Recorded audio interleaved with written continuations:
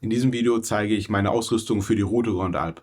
Ich hatte das einen Tag vor der Reise gedreht und der Plan war, das in irgendeinen Tag einfließen zu lassen, aber die Videos sind schon lang genug, von daher gibt es jetzt dieses separate Video. Ja, es sind gleich 8 Minuten, ziemlich roh und ungeschnitten. Es war ganz schön anstrengend, 8 Minuten durchzufilmen, auf Knien, und dann muss dir auch noch immer das entsprechende einfallen. Also, los geht's. Meine Packliste ist der Spagat zwischen möglichst leicht sein, aber ich brauche auch entsprechende Kleidung für die Berge und ich brauche Werkzeug für den Fall, dass ich mal eine Panne habe, denn das Fahrrad ist der Urlaub und wenn es mit dem Fahrrad nicht weitergeht, dann ist der Urlaub halt auch vorbei. Und ich mache YouTube-Videos, also habe ich auch ein paar Kamerasachen dabei. Das braucht man ja so normal nicht. Gut, aber dann schauen wir uns das an. Ich gucke, dass ich vernünftig sitze. Ich will das hier One-Take drehen. Okay, das sind Fahrradsachen hier. Und dieser Haufen, auf den ich hier jetzt zeige, den habe ich zweimal dabei. Ich habe ihn einmal an und ein zweites Mal auch noch in der Satteltasche. Können wir uns gleich eigentlich nur noch einmal hier auch zu den Sachen dazu rechnen. Liegt hier jetzt nur einmal.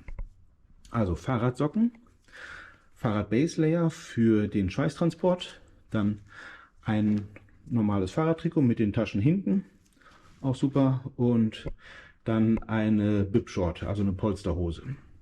Dann Fahrradschuhe, Fahrradhelm, Sonnenbrille, Fahrradhandschuh, Brustgurt mit zweiter GoPro. Das wird wichtig bei den ganzen Abfahrten, die wir haben. Dann habe ich hier ein Rücklicht, Lupine Rotlicht. Mega, das ist einfach eine Bank, hält 30 Stunden. Und dann Pulsgurt, Garmin Edge 1040 Fahrradcomputer, mein Schloss. Und ich habe neu hier ein Positionslicht.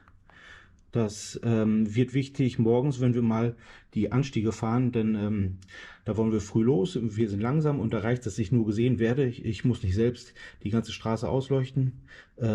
Mega, auch ich glaube schlanke 13 Euro. Ich kann euch auch mal alles in die Videobeschreibung packen, was ich hier zeige. Dann könnt ihr da nochmal nachschauen. Gut, dann das nächste ist die Satteltasche. Hier ist einmal drin die Freizeitkleidung, mega leicht aus Synthetik, und witzigerweise, ich habe das Outfit hier letztes Jahr in Decathlon in Nizza gekauft. So schließt sich dann der Kreis. Das einmal, auch eine mega leichte Hose dazu, ohne Innenhose, deswegen brauche ich noch eine Unterhose. Und der Plan ist, dass ich hiermit abends im Hotel unterwegs bin und ich will damit auch schlafen. Das heißt, da spare ich mir schon mal den Schlafanzug. Ja, dann ist drin die Downjacke, auch super cool. Dann die Badelatschen oben auf der Sattel in die Schnürung da rein. Das Ladekabel für die Sony, Ohrstöpsel, Zahnbürste, Zahnpasta und Zinkcreme für den Hintern nach dem Fahrradfahren. So, ein bisschen umrollen.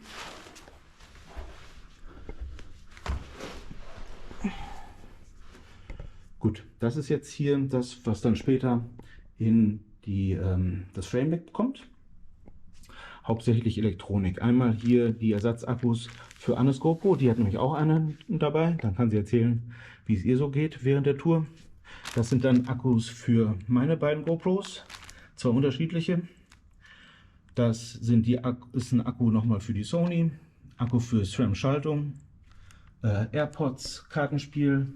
Dann wir haben beide jeweils einen Ersatzschlauch mit dabei, beide auch mit dem langen Ventil, denn ich brauche es ja auf jeden Fall wegen den Hochprofilfelgen.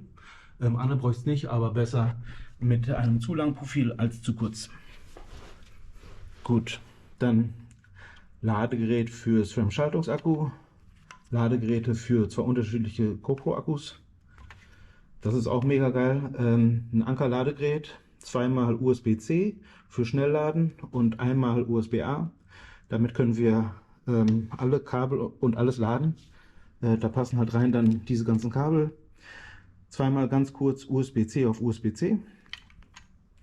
Hier iPhone Ladekabel, also USB-C auf Lightning. Dann USB-A auf Micro-USB und USB-A auf hier den Pulsgurt. Dann ja, Luftpumpe mit Tape, dann ein Putztuch für die Kette, Kettengleitmittel, Antriebsreiniger für die Kette. Und hier drin sind Speicherkarten, Micro SD für die GoPro und SD für die Sony. Gut, so, nächstes. Das ist jetzt hier mein Rucksack, der von Rafa, mega klein. Ich kann es nur jedem empfehlen, probiert es aus. Klar, beim Rucksack sträubt man sich erst, ne, weil oft groß und schwer, aber der ist halt super klein, leicht und ja, man packt ihn natürlich auch nicht wahnsinnig voll. Und den habe ich dabei hauptsächlich mal für die Sony, das ist die ZV-E1 und das Tamron 28200. Damit werden wir vielleicht ein paar schöne cinematische Aufnahmen machen können. Dann einen kleinen Rucksack für Besorgung, kurz vorm Hotel oder so.